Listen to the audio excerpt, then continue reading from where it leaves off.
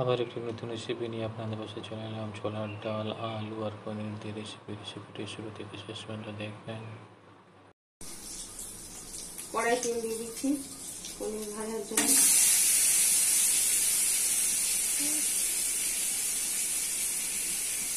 পনির ভাজা হয়ে গেছে,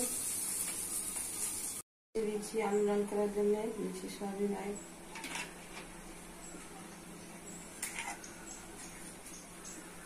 দিচ্ছি আলু,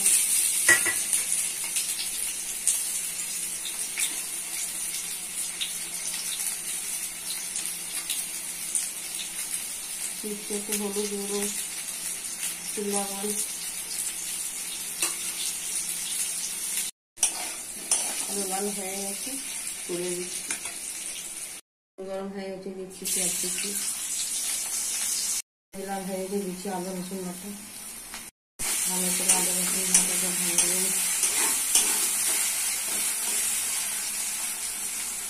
রসুন লাল হয়ে গেছে, দিচ্ছি মশলা, হলুদ গুঁড়ো 1 চামচ, লঙ্কা গুঁড়ো 1 চামচ, জিরা গুঁড়ো 1 চামচ, ধনে গুঁড়ো 1 চামচ, লবণ 1 চামচ। মশলা ভালো করে কষে নিতে হবে। মশলা কষা হয়ে গেছে, দিচ্ছি ভেজে রাখা আলু, ভালো করে কষে কষে রান্না করে দিতে হবে।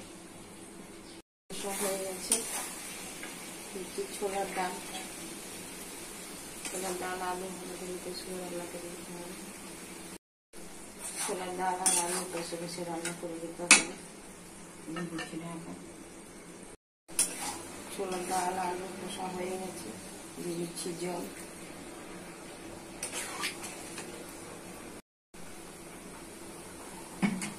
দিচ্ছি ভেজে রাখা পনির, দিচ্ছি গরম মশলা, হয়ে গেলে নামগুলো দেখাচ্ছি।